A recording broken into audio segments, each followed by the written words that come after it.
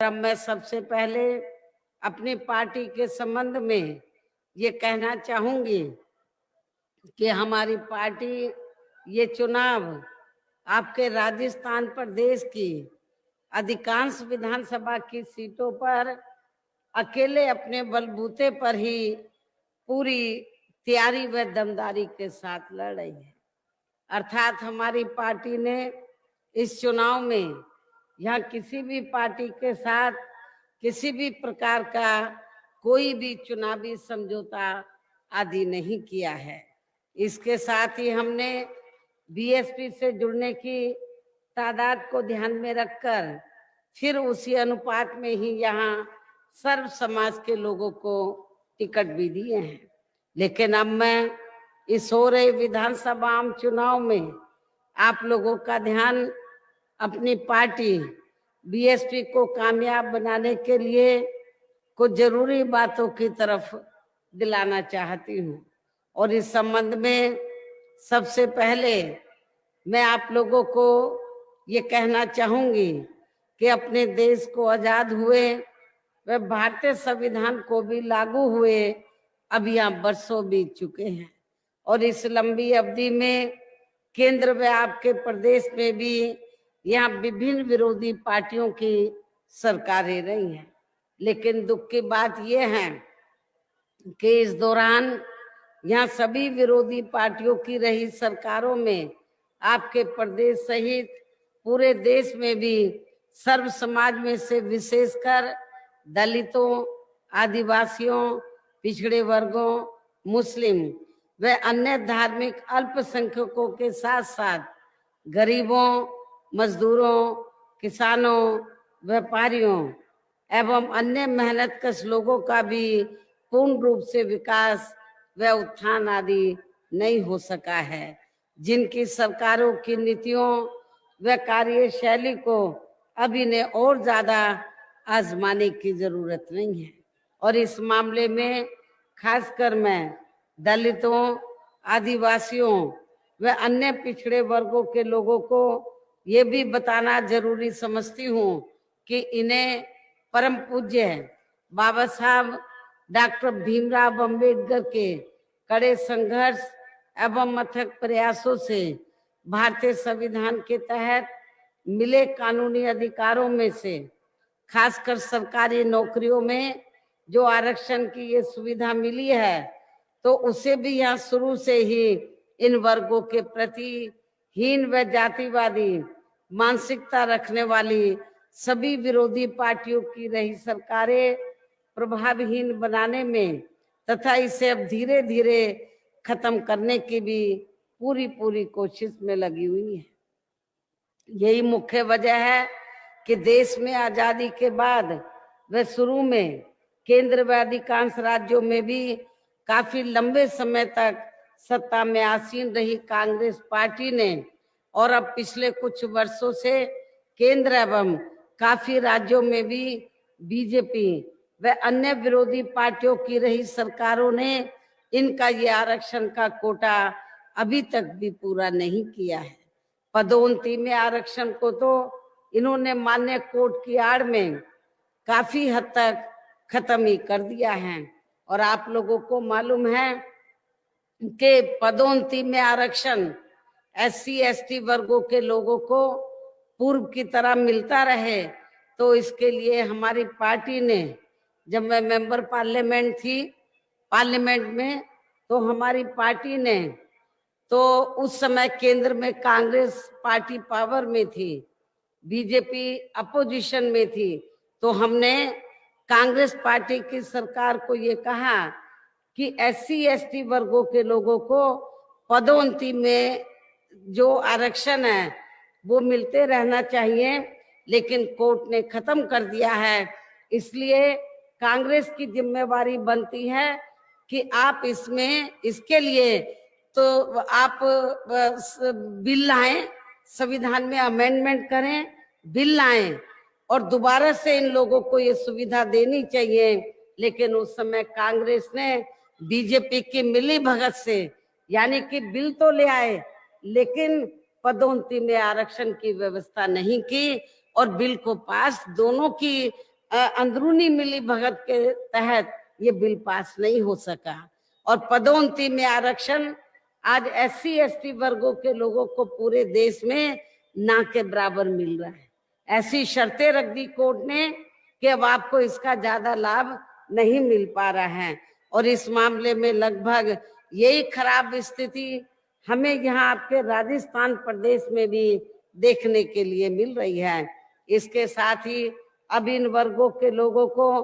Private sector में आरक्षण दिए जाने की व्यवस्था किए बिना ही केंद्र व राज्यों में भी ज्यादातर सरकारी कार्य यहाँ प्राइवेट सेक्टर के जरिए देश के अधिकांश बड़े बड़े पूंजीपतियों व धन्ना सेठों को ही दिए जा रहे हैं, जिसके कारण अब पूरे देश में इन वर्गों के लोगों को आरक्षण का बहुत कम ही लाभ मिल पा रहा है।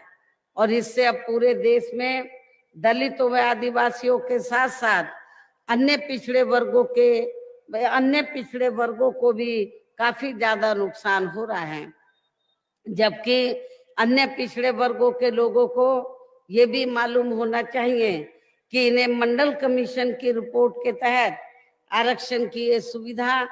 केंद्र में कांग्रेस पार्टी की रही सरकार में नहीं मिली है, बल्कि BSP के कड़े संघर्ष एवं अथक प्रयासों से ही केंद्र में रही श्री BP सिंह की सरकार में इन्हें ये सुविधा मिली है, जिसका अब यहाँ जातिवादी विरोधी पार्टियों की सरकारें इन्हें पूरा लाभ तक नहीं दे पा रही हैं। इसके साथ ही श्री BP सिंह की सरकार में इन वर्गों के मसीहा परम पूज्य बाबा साहब डॉक्टर भीमराव अंबेडकर को भी यहाँ भारत रत्न की उपाधि से सम्मानित किया गया है, जिसके लिए वो हर प्रकार से पात्र भी थे, जो बहुत पहले ही इनको ये सम्मान मिल जाना चाहिए था, जिसके लिए विशेषकर कांग्रेस पार्टी प्रमुख तौर से जिम्मेवार व कसूरवार भी है। इससे इन वर्गों के प्रति इस पार्टी की हीन व जातिवादी मानसिकता साफ झलकती है। जिस कांग्रेस पार्टी ने फिर इनके कारवां को आगे बढ़ाने वाले व हर मामले में समर्पित व्यक्तित्व मान्यवर श्री कांशीराम जी के देहांत होने पर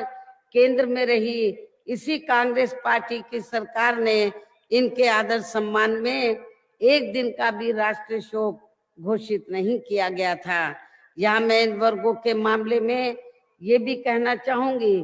केंद्र द्वारा अभी हाल ही में देश की लोकसभा व राज्य विधानसभाओं में महिलाओं को जो 33% आरक्षण देने की व्यवस्था की गई है, तो उसमें SC ST व OBC वर्गों की महिलाओं को अलग से कुछ भी आरक्षण नहीं दिया गया है। इतना ही नहीं, बल्कि इन वर्गों के लोगों को जुल्म जाति से निजात दिलाने के लिए जो भी अनेकों नियम व कानून आदि बने हैं, तो उन पर भी केंद्र व अधिकांश राज्यों की भी सरकारें सही से अमल नहीं कर पा रही हैं, जिससे अब यहाँ खासकर दलितों व आदिवासियों तथा अन्य पिछड़े वर्गों के ऊपर शोषण करने वाले लोगों का मनोबल और भी ज्यादा बढ़ा है। और ये सब हमें यहाँ आपके राजस्थान प्रदेश में भी काफी कुछ देखने के लिए मिल रहा है। इसी प्रकार हमें पूरे देश में मुस्लिम व अन्य धार्मिक अल्पसंख्यक समाज के लोगों की भी हालत कोई खास अच्छी नजर नहीं आती है। इनके साथ साथ अपर कास्ट समाज में से खासकर गरीब लोगों की भी आर्थिक स्थिति अभी भी पूरे देश में यहाँ काफी ज्यादा खराब व दयनीय हालत में ही बनी हुई है। इनके अलावा आपके प्रदेश सहित पूरे देश में सर्व समाज में से विशेषकर यहाँ गरीब, मजदूर, किसान,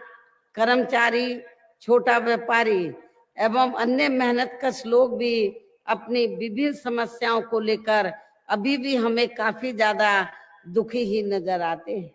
और इनमें से किसान वर्ग तो केंद्र की वर्तमान भाजपा सरकार द्वारा बनाई गई उनकी गलत नीतियों के कारण काफी ज्यादा परेशान व आंदोलित भी रहा है। लेकिन इन सब की मुख्य वजह हमारी पार्टी केंद्र में आपके राजस्थान प्रदेश में भी यहाँ अब तक की रही सभी विरोधी पार्टियों की सरकारों की जातिवादी, पूंजीवादी व संकीर्ण मानसिकता के तहत बनाई गई उनकी गलत नीतियों एवं गलत कार्य प्रणाली को ही काफी हद तक जिम्मेवार मानकर चलती है। और इस मामले में खासकर इनके गलत आर्थिक नीतियों की वजह से ही आए दिन यहाँ पूरे देश में गरीबी, बेरोजगारी व महंगाई आदि भी काफी ज्यादा बढ़ रही है। हालांकि इस मामले में शुरू से ही हमारी पार्टी केंद्र व राज्य सरकारों से भी हर स्तर पर ऐसी नीति अपनाने की लगातार ये मांग करती आ रही है कि देश में कुछ गिने चुने पूंजीपतियों व धन्ना सेठों का विकास होने की बजाय बल्कि यहाँ गरीब व आम लोगों का ही विकास होना चाहिए। तभी फिर सही मायने में यहाँ की आम जनता अपनी गरीबी, यहाँ की गरीब आम जनता अपनी गरीबी, बेरोजगारी, महंगाई व अन्य और भी सभी समस्याओं से काफी हद तक निजात पा सकती हैं। इसके साथ साथ अब अपने देश में भ्रष्टाचार भी हर स्तर पर काफी ज्यादा बढ़ रहा है, जिससे आपका खुद का अपना राजस्थान प्रदेश भी अछूता नहीं रहा है। और इन सब के लिए हमारी पार्टी आजादी के बाद से लेकर अभी तक केंद्र व देश के अधिकांश राज्यों में तथा आपके खुद के अपने राजस्थान प्रदेश में भी ज्यादातर सत्ता यहाँ गलत पार्टियों में से खासकर कांग्रेस, बीजेपी व इनकी सहयोगी पार्टियों के हाथों में ही आने को मानकर चलती है। और इन सभी विरोधी पार्टियों को हमारी पार्टी इसलिए भी जिम्मेवार मानकर चलती है क्योंकि आजादी के बाद से लेकर अभी तक लगभग ये सभी विरोधी पार्टियां केंद्र व देश के अधिकांश राज्यों में भी ज्यादातर यहाँ बड़े बड़े पूंजीपतियों व धन्ना सेठों की ही आर्थिक मदद से सत्ता में आती रही हैं। और सत्ता में आ जाने के बाद फिर ये पार्टियां अधिकतर मामलों में अपनी आर्थिक एवं अन्य सभी नीतियां यहाँ आम जनता की समस्याओं को दूर करने के हिसाब से तैयार नहीं करती हैं, बल्कि देश के उन बड़े बड़े पूंजीपतियों व धन्ना सेठों को ही फायदा पहुंचाने के हिसाब से अपनी अधिकांश नीतियां तैयार करती हैं, जिनके धन व बल से चुनाव लड़कर ज्यादातर ये पार्टियां केंद्र व आपके राज्य सहित देश के अन्य राज्यों में भी अभी तक यहाँ सत्ता में आती रही हैं, जिसके कारण ही अब पूरे देश में व आपके खुद के अपने प्रदेश में भी अभी भी हमें यहाँ सर्व समाज के लोग अधिकांश मामलों में अपनी विभिन्न समस्याओं को लेकर काफी ज्यादा दुखी व परेशान ही नजर आते हैं। जबकि पूरे देश में बीएसपी ही अकेली एक ऐसी पार्टी है जो विरोधी पार्टियों की तरह देश के बड़े बड़े पूंजीपतियों व धन्ना सेठों की आर्थिक मदद से नहीं बल्कि अपनी पार्टी के ही आम कार्यकर्ताओं की आर्थिक मदद से चुनाव लड़कर या केंद्र व राज्यों की सत्ता में आना चाहती है, ताकि हमारी पार्टी सत्ता में आने के बाद फिर बिना किसी दबाव के वे आजाद होकर सर्व समाज के लोगों की सभी समस्याओं का समाधान करके उन्हें हर मामले में व हर स्तर पर यहाँ खुशहाल बना सके। और इसी आधार पर चलकर ही आबादी के हिसाब से देश के सबसे बड़े प्रदेश उत्तर प्रदेश में 4 बार हमारी पार्टी ने अपने नेतृत्व में वहां सरकार भी बनाई है। और हमने अपनी सभी चारों रही सरकारों में अपनी पार्टी की विचारधारा एवं सिद्धांतों के तहत चलकर वैसे तो वहां सर्व समाज के हितों का पूरा ध्यान रखा है, लेकिन सभी मामलों में प्राथमिकता पहले हमने वहां सर्व समाज में से विशेषकर उन कमजोर तबकों के लोगों को तथा गरीब एवं असहाय लोगों को ही दी है, जिनकी वहां हर मामले में हर स्तर पर सभी विरोधी पार्टियों की रही सरकारों में उनकी हीन, जातिवादी, संकीर्ण व पूंजीवादी सोच होने के कारण काफी ज्यादा उपेक्षा की गई है। इसके साथ साथ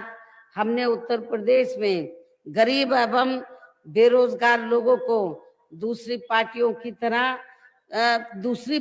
की रही सरकारों की तरह मामूली सा बेरोजगारी भत्ता न देकर उन्हें बड़ी तादाद में सरकारी एवं गैर सरकारी क्षेत्रों में स्थायी रोजगार भी उपलब्ध कराए हैं। साथ ही गरीब भूमिहीन लोगों को खेती करने के लिए उन्हें फ्री सरकारी जमीन भी दी है, जिससे यहाँ लाखों गरीब लोगों को फायदा पहुंचा है। इतना ही नहीं बल्कि हमारी पार्टी के रही सरकार ने वहां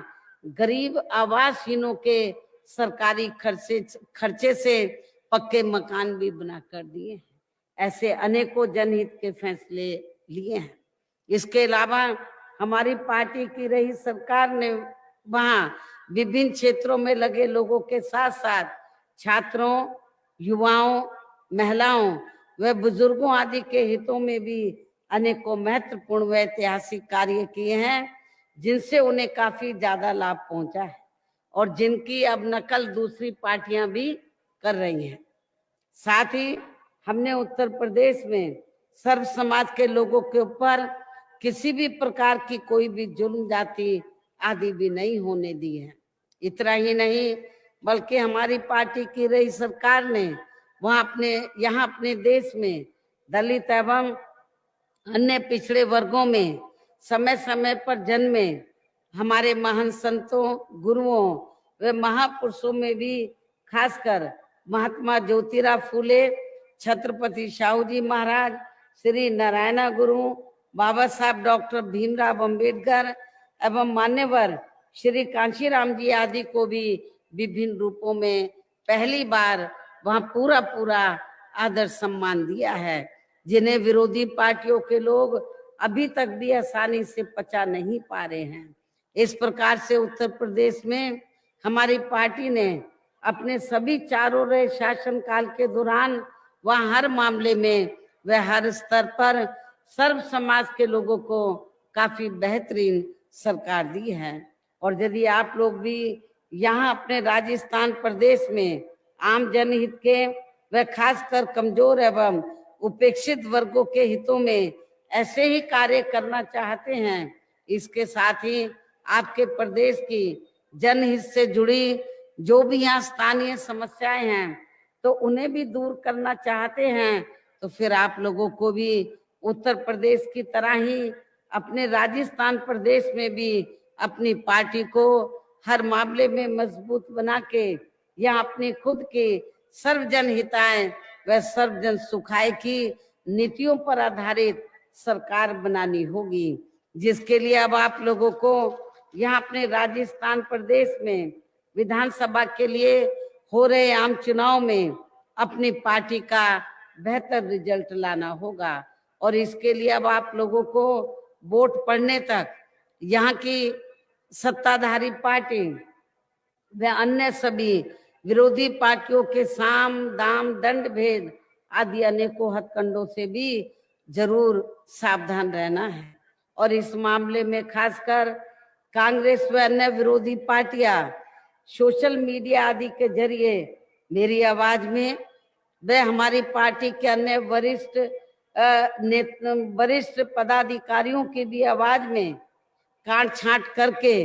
तथा उनके फर्जी वीडियो आदि बना के व उन्हें जारी करके अपने पक्ष में हवा बनाने का जो घिनौना प्रयास आए दिन करती रहती हैं, तो उनसे भी अपनी पार्टी के लोगों को कतई भी गुमराह नहीं होना है, बल्कि इससे उनकी हताशा व हार होनी निश्चित ही हमें नजर आती है। इतना ही नहीं बल्कि आप लोगों को विरोधी पार्टियों के जारी किए गए उनके हवाई व प्रलोभन भरे चुनावी घोषणा पत्रों आदि के बहकावे में तो कतई भी नहीं आना है, जिन्हें ये पार्टियां सत्ता में आने के बाद अधिकांश अमल में नहीं लाती हैं, जिस पर से अब जनता का काफी हद तक विश्वास ही उठ गया है। इसलिए हमारी पार्टी किसी भी चुनाव में अपना कोई भी चुनावी घोषणा पत्र आदि जारी नहीं करती है। वैसे भी हमारी पार्टी कहने में बहुत कम बल्कि कार्य करके दिखाने में ही ज्यादा विश्वास रखती है। अर्थात हमारी पार्टी जो कहती है तो उसे करके भी दिखाती है, और ये सब हमने बिना घोषणा पत्र जारी किए हुए उत्तर प्रदेश में करके भी दिखाया है। और अब मेरा यही कहना है कि आप लोगों को अपने खुद के व अपने प्रदेश के भी हित में यहाँ अपनी पार्टी बीएसपी को ही सत्ता में लाना बहुत जरूरी है। तभी फिर यहाँ आपके प्रदेश में परम पूज्य बाबा साहब डॉक्टर भीमराव अंबेडकर एवं मान्यवर श्री कांशीराम जी आदि का भी अधूरा रहा सपना सही साकार हो सकता है, जिन्होंने कदम कदम पर अनेकों कष्ट झेलकर अपनी पूरी जिंदगी यहाँ खासकर कमजोर एवं उपेक्षित वर्गों के लोगों को अपने पैरों पर खड़ा करने के लिए समर्पित की है। जिसे भी खास ध्यान में रखकर अब आप लोगों को यहाँ अपने प्रदेश में विधानसभा का आम चुनाव लड़ रहे अपने उम्मीदवारों को अपनी पार्टी के खास तौर से आपके इस क्षेत्र में जो भी पार्टी के उम्मीदवार चुनाव लड़े हैं, उन्हें आप लोगों को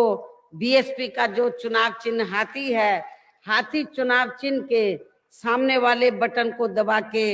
इनको जरूर कामयाब बनाना है। और इसके लिए अब आप लोगों को वोट पड़ने वाले दिन अपने सभी कार्य छोड़कर वे अपने अपने पोलिंग बूथों पर समय से पहुंचकर अपना वोट डालने के लिए जरूर जाना है। और इस मामले में हमारी महिलाएं भी पीछे नहीं रहेंगी, जो बड़ी संख्या में आज मुझे सुनने के लिए यहाँ आई हुई है। मुझे पूरा भरोसा है कि हमारी महिलाएं पुरुषों से आगे बढ़ चढ़कर वोट वाले दिन अपना वोट जरूर डालेंगी। इसके साथ ही अपनी पार्टी का एक भी वोट पड़ने से ना रह जाए तो उसका आप लोगों को विशेष ध्यान रखना है। इस प्रकार से आप लोगों को अपनी पार्टी को कामयाब बनाने का हर संभव पूरा प्रयास करना है, जिसके लिए यहाँ आपकी स्टेट कमेटी व स्थानीय नेताओं के साथ साथ पार्टी के राज्यसभा सांसद श्री राम जी गौतम व इनके अन्य सभी साथी भी पूरे जी जान से लगे हैं। हालांकि श्री आकाश आनंद ने भी चुनाव घोषित होने से पहले, यहाँ चुनाव घोषित होने से पहले आपके राजस्थान प्रदेश को काफी समय दिया है। अंत में अब मैं पुनः यहाँ अपनी पार्टी के यहाँ मौजूद सभी उम्मीदवारों को जिताने की पुरजोर अपील करते हुए अपनी बात यहीं समाप्त करती हूँ। जय भीम व जय भारत। यहाँ पैरों में ज्यादा ठंड नहीं आनी चाहिए।